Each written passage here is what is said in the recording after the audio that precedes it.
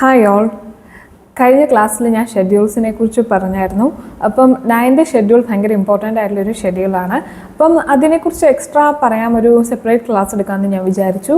പക്ഷേ 9th ഷെഡ്യൂളിലെ കാര്യങ്ങൾ പറഞ്ഞു വരുമ്പം കുറേ കാര്യങ്ങൾ ബാക്ക്ഗ്രൗണ്ടായിട്ട് അറിഞ്ഞിരിക്കുന്ന ഒരു വ്യക്തിക്ക് മാത്രമേ 9th ഷെഡ്യൂളിനെ കുറിച്ച് പറയുമ്പോൾ ഡയറക്റ്റ് മനസ്സിലാവത്തുള്ളൂ. അല്ലെങ്കിൽ നമ്മൾ പറയുന്ന സെൻറ്റൻസസിൻ്റെ അർത്ഥം അവർക്ക് മനസ്സിലാവും എന്നുള്ളതല്ലാതെ ഇതിൻ്റെ ആപ്ലിക്കേഷനും കാര്യങ്ങളും വ്യക്തമായിട്ട് മനസ്സിലാവില്ല. ചിലർ വിചാരിക്കും PSCക്ക് ഇത്രയും ഡെപ്തിൽ പോകണമെന്ന്. പക്ഷേ ഏതൊരു കാര്യവും പഠിക്കുമ്പോൾ അത് വളരെ നന്നായിട്ട് അറിഞ്ഞിരിക്കുന്നത് എപ്പോഴും നല്ലതാണ്. ഇപ്പോൾ PSC കൺസെപ്റ്റ് ചോദിക്കുന്നുള്ള സ്ഥിതിക്ക് നമുക്കത് വൃത്തിക്ക് പഠിക്കണം എന്നെനിക്ക് തോന്നി. അപ്പം ബേസിക്കായിട്ട് നമ്മുടെ ഭരണകൂടം അല്ലെങ്കിൽ ഭരണവ്യവസ്ഥ എങ്ങനെയാണ് വർക്ക് ചെയ്യുന്നത് എന്നുള്ളത് ആദ്യം ഞാൻ പറഞ്ഞുതരാം. ഇതൊരു ചെറിയ ക്ലാസ്സാണ്. ഇത് പഠിക്കുക, അല്ലെങ്കിൽ ഇത് മനസ്സിലാക്കുക.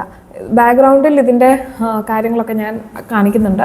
അപ്പം അത് മനസ്സിലാക്കിയിട്ട് വേണം നമ്മൾ ഓരോ നിയമങ്ങളും കോൺസ്റ്റിറ്റ്യൂഷനിലെ ഓരോ കാര്യങ്ങളും ഒക്കെ പഠിക്കാൻ. അതിൻ്റെ ഒരു അടിസ്ഥാനത്തിൽ നിന്ന് ആ അടിസ്ഥാനം സ്ട്രോങ് ആയാൽ മാത്രമേ ഉള്ളൂ അത് മണ്ടയിലോട്ട് വരുന്ന കാര്യങ്ങളൊക്കെ നമുക്ക് റിലേറ്റ് ചെയ്ത് പഠിക്കാൻ പറ്റത്തുള്ളൂ.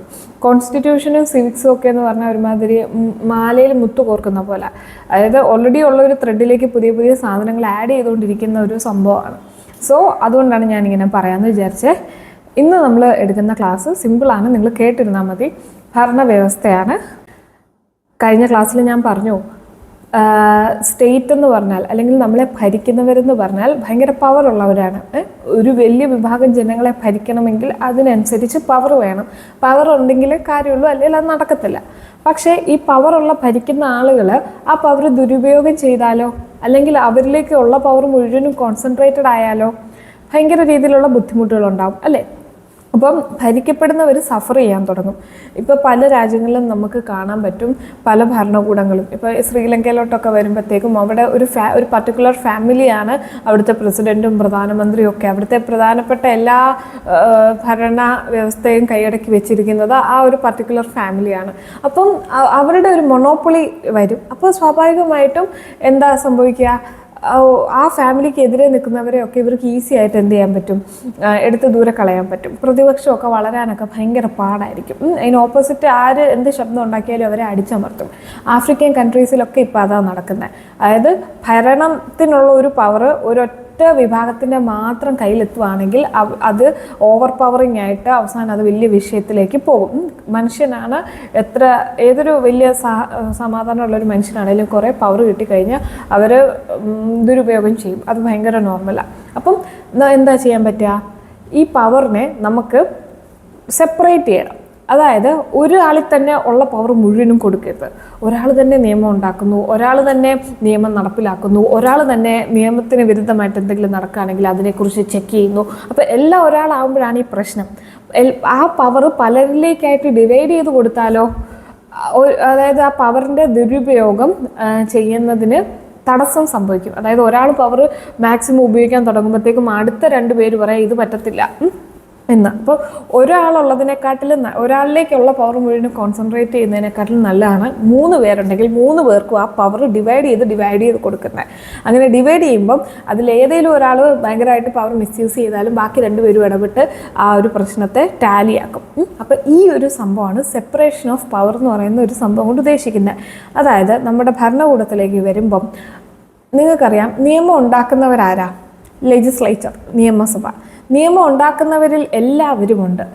നമ്മൾ ഭരിക്കുന്ന പാർട്ടിയുണ്ട്, പ്രതിപക്ഷത്ത് നിൽക്കുന്ന പാർട്ടിയുണ്ട്, സ്വതന്ത്രരായിട്ട് മത്സരിച്ചവരുണ്ട്. അപ്പം നിയമസഭയിലെ എല്ലാ വിഭാഗം ആളുകളും ഉണ്ട്. അപ്പം നിയമം ഉണ്ടാക്കുന്നത് ആരാണ്? എല്ലാവരും കൂടിയാണ് ലെജിസ്ലേച്ചർ, നിയമസഭ. പക്ഷേ ഈ നിയമം നടപ്പിലാക്കുന്ന ആരാണ്? അതിനാണ് നമ്മൾ പല മന്ത്രിമാരെയും നമ്മളെ പ്രധാനമന്ത്രി എന്നൊക്കെ പറഞ്ഞ് നമ്മളൊരു പർട്ടിക്കുലർ പാർട്ടിയെ വിജയിപ്പിച്ച് വിടത്തില്ലേ. അപ്പം അവരെന്ത് ചെയ്യും, ഒരു മന്ത്രിസഭയൊക്കെ ഫോം ചെയ്യും. അതിനൊരു ഹെഡ് ഓഫ് ദ ഗവൺമെൻറ് കാണും. അവരാണ് എക്സിക്യൂട്ടീവ് എന്ന് പറയുന്നത്, നിയമം നടപ്പിലാക്കുന്നവർ. ഇന്ത്യയിലെ എക്സിക്യൂട്ടീവിൻ്റെ ഭാഗമാണ് പ്രസിഡൻറ്റും. പ്രസിഡൻറ്റ് ഒരു പാർട്ടിയുടെയും ഭാഗമല്ല, ന്യൂട്രലാണ്. ബട്ട് സ്റ്റിൽ എക്സിക്യൂട്ടീവിൻ്റെ ഭാഗമാണ് ആര്? പ്രസിഡൻറ്റ്. അപ്പം നിങ്ങൾക്ക് മനസ്സിലായില്ലേ? നിയമം ഉണ്ടാക്കുന്ന കാര്യത്തിലേക്ക് വരുമ്പോഴത്തേക്കും എല്ലാ പാർട്ടികളുടെയും സഹകരണം വേണം. അതായത് നമ്മൾ ജയിപ്പിച്ചു വിട്ട എല്ലാവരുടെയും സഹകരണത്തോടെ പൂർണ്ണ ജനാധിപത്യത്തിൻ്റെ അർത്ഥത്തോടെയാണ് നിയമങ്ങൾ ഉണ്ടാക്കുന്നത്. ആ നിയമങ്ങൾ നടപ്പിലാക്കുക എന്ന് പറയുന്ന ജോലിയാണ് ആരുടേത്? നമ്മൾ ഈ ജയിപ്പിച്ചു വിട്ട മന്ത്രിമാരുടെ, മന്ത്രിസഭകളുടെ ഒക്കെ. ഒരു പർട്ടിക്കുലർ പാർട്ടി ആയിരിക്കും ജയിക്കുന്നത് ഇലക്ഷന്, അല്ലേ? ആ പാർട്ടി എന്ത് ചെയ്യും? മന്ത്രിസഭ ഫോം ചെയ്യും, അതായത് എക്സിക്യൂട്ടീവ് ഫോം ചെയ്യും. എക്സിക്യൂട്ടീവിൻ്റെ ദൗത്യം എന്താണ്? ഈ നിയമങ്ങൾ നടപ്പിലാക്കുക എന്നുള്ളതാണ്. ഓക്കെ, അപ്പം നിങ്ങൾക്ക് ലെജിസ്ലേച്ചറും എക്സിക്യൂട്ടീവും തമ്മിലുള്ള വ്യത്യാസം മനസ്സിലായല്ലോ. അപ്പം ഇവിടെ നമുക്ക് തന്നെ അറിയാം, നമ്മുടെ പാർലമെൻറ്റിലേക്ക് വരുമ്പം പല മന്ത്രിമാരും ലെജിസ്ലേച്ചറിലുള്ളവർ തന്നെയാണ് എക്സിക്യൂട്ടീവിലുള്ളതെന്നും മനസ്സിലാക്കുക. ഒറ്റ വ്യത്യാസമുള്ളൂ, ജയിക്കുന്ന പാർട്ടിയുടെ MLA-മാരൊക്കെ ആണെങ്കിൽ അവർക്ക് എക്സിക്യൂട്ടീവിൽ കയറാൻ ചാൻസ് ഉണ്ട്, അല്ലേ? ഇപ്പം ഇവിടെ ഇന്ത്യയിൽ നോക്കുകയാണെങ്കിൽ BJP-യുടെ ഒരു മന്ത്രിയാവാൻ സ്കോപ്പുണ്ട്, അല്ലേ? അതുപോലെയാണ് BJP MP ആയിട്ടിരിക്കുന്നത് ലെജിസ്ലേച്ചറിലും മന്ത്രിയായിട്ടിരിക്കുന്നത് എക്സിക്യൂട്ടീവിലുമാണ്. അപ്പം ആ ഒരു മെമ്പർ ഓഫ് പാർലമെൻറ്റും മന്ത്രിയായിട്ടുള്ള വ്യത്യാസമാണ് എക്സിക്യൂട്ടീവും ലെജിസ്ലേച്ചറും തമ്മിലുള്ളതെന്ന് മനസ്സിലാക്കുക. ഓക്കെ, അപ്പോൾ നിയമം ഉണ്ടാക്കുന്നത് ആരാണ്? ലെജിസ്ലേച്ചർ, നിയമസഭ എന്ന് ഞാൻ ഉദ്ദേശിച്ചത് സെൻട്രലിലേക്ക് വരുമ്പോൾ അത് പാർലമെൻറ്റ്, നമ്മുടെ സ്റ്റേറ്റുകളിലേക്ക് വരുമ്പോൾ അത് നിയമസഭ എന്ന് പറയും. ഓക്കെ, അപ്പോൾ നിങ്ങൾക്ക് ഇത്രയും മനസ്സിലായല്ലോ. അപ്പം ലെജിസ്ലേച്ചർ, എക്സിക്യൂട്ടീവ് ഇത് രണ്ട് സെപ്പറേറ്റഡാണ്. ഇനി ഈ നിയമങ്ങൾ ഉണ്ടാക്കിയിട്ട് എല്ലാവരും കൂടെ, ഇവിടുത്തെ നമ്മളെ ജനപ്രതിനിധികൾ എല്ലാവരും കൂടി ഒരു നിയമമൊക്കെ ഉണ്ടാക്കി, പക്ഷേ അത് ഭരണഘടനയ്ക്ക് വിരുദ്ധമാണ്. ഭരണഘടന ഭയങ്കര നല്ലൊരു ഡോക്ട്രൈനാണ്, അല്ലേ? വലിയൊരു, അതായത് നമുക്ക് വേണ്ടി, ഭരിക്കുന്നവർക്കും ഭരിക്കപ്പെടുന്നവർക്കും വേണ്ടി, ജനങ്ങൾക്ക് വേണ്ടിയും കൂടി എഴുതപ്പെട്ട ഒരു ബുക്കാണ് ഭരണഘടന എന്ന് പറയുന്നത്. അപ്പം അത് ഭരണഘടനയെ നൽകുന്ന അവകാശങ്ങൾക്ക് വിരുദ്ധമായിട്ടാണ് നിയമങ്ങൾ ഉണ്ടാകുന്നതെങ്കിൽ അത് ഈ നിയമം ശരിയല്ല എന്ന് പറയാൻ ആർക്കാണ് ഭരണഘടന അധികാരം കൊടുത്തിരിക്കുന്നത്? ജുഡീഷ്യറിക്ക്. അപ്പം നമ്മുടെ ഭരണഘടനാ വിരുദ്ധമായിട്ടാണോ നിയമങ്ങൾ ഉണ്ടാക്കുന്നത്, അല്ലെങ്കിൽ എന്തെങ്കിലും പ്രശ്നം അതിനുണ്ടോ എന്ന് ഉള്ള ഒരു ക്രോസ് ചെക്ക് നടത്തുന്നത് ആരാണ്? ജുഡീഷ്യറിയാണ്. ഇപ്പോൾ ഏതെങ്കിലും ഒരു നിയമം വരികയാണ്, ജനങ്ങൾക്ക് അത് ഇഷ്ടപ്പെടുന്നില്ലെങ്കിൽ ജനങ്ങൾ നേരെ കോടതിയിലേക്കാണ് പോകുന്നത്. കോടതി പറയും ഇത് ഭരണഘടനാ വിരുദ്ധമാണ്, ഇങ്ങനൊരു നിയമത്തിൽ ഇന്ന ക്ലോസുകൾ ശരിയല്ല, ആ ഒരു സാധനം. അപ്പോൾ അത് അതിൻ്റേതായ പ്രോബ്ലംസ് അവിടെ കേസ് നടന്നുകൊണ്ടിരിക്കും. മനസ്സിലായോ? അപ്പോൾ പൂർണ്ണമായിട്ടും ആ നിയമം നടപ്പിലാക്കാൻ പറ്റില്ല. അപ്പോൾ ഒന്ന് ആലോചിച്ച് നോക്കിക്കേ, ഈ 3 കാര്യവും, ഈ 3 പവറും ഒരാളിലായിരുന്നെങ്കിലോ? ഒരാൾ തന്നെ നിയമം ഉണ്ടാക്കുന്നു, ഒരാൾ തന്നെ നിയമം നടപ്പിലാക്കുന്നു, ഒരാൾ തന്നെ നിയമം വേണോ വേണ്ടോ എന്ന് ചിന്തിക്കുന്നു. ഇതെല്ലാം ഒരാളാണ് ചെയ്യുന്നതെങ്കിലോ? ഞാനാണ്, എനിക്ക് ശേഷം പ്രളയം എന്നും പറഞ്ഞുകൊണ്ട് അവർക്ക് ജീവിക്കാൻ പറ്റും, അല്ലേ? അതായത് അയാളായിരിക്കും അവിടുത്തെ നിയമവും, എന്താ പറയുക, കൊത്തയിലെ രാജുവൊക്കെ പറയുന്ന പോലെ ഞാൻ പറയുമ്പോൾ രാത്രി, ഞാൻ പറയുമ്പോൾ പകൽ, ആ ഒരു അവസ്ഥയായി പോകും. മനസ്സിലായോ? പക്ഷേ ഇതിപ്പോൾ അങ്ങനെ പറ്റുമോ?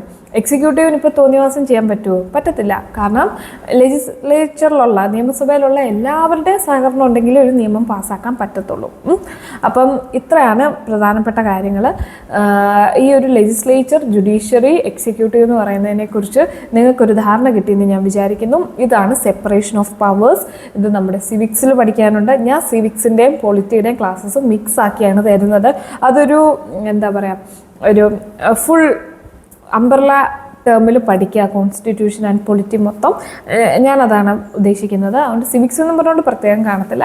ഈ ക്ലാസ് നിങ്ങൾ അറിഞ്ഞിരിക്കുക. അപ്പം സെപ്പറേഷൻ ഓഫ് പവർ, നമ്മുടെ രാജ്യത്തിന് സെപ്പറേഷൻ ഓഫ് പവർ ഉള്ളതുകൊണ്ടാണ് ഇത്രയും വലിയ രാജ്യമായിട്ടും ഇത്രയും പോപ്പുലേറ്റഡ് ആയിട്ടുള്ള ഒരു കൺട്രി ആയിട്ട് നമുക്ക് എന്ത് ചെയ്യാൻ പറ്റുന്നത്, നമ്മുടെ ജനാധിപത്യം തകരാതിരിക്കുന്നത്. അല്ലായിരുന്നെങ്കിൽ ഇപ്പോൾ നമ്മുടെ രാജ്യത്താണെങ്കിലും പല ഫാമിലീസ് ഭരിച്ചിട്ടുണ്ട്. അവർക്കൊരിക്കലും ഇന്നേ വരെ പൂർണ്ണ അർത്ഥത്തിൽ ഒരു എന്താ പറയുക, മോൺസ്റ്റർ ആകാനോ അല്ലെങ്കിൽ ഒറ്റയ്ക്ക് ഭരിക്കാൻ പറ്റിയിട്ടില്ല. കാരണം നമുക്ക് നിയമസഭയുണ്ട്, പാർലമെൻറ്റ്. നിങ്ങളത് ഞാൻ ഉദ്ദേശിക്കുന്നത് നിയമം നിങ്ങൾക്ക് മനസ്സിലാവാൻ വേണ്ടിയാണ് കേട്ടോ. നിയമസഭ എന്ന് ഞാൻ പറയുന്നത് നിയമങ്ങൾ ഉണ്ടാക്കാൻ വേണ്ടിയുള്ള ലെജിസ്ലേച്ചർ.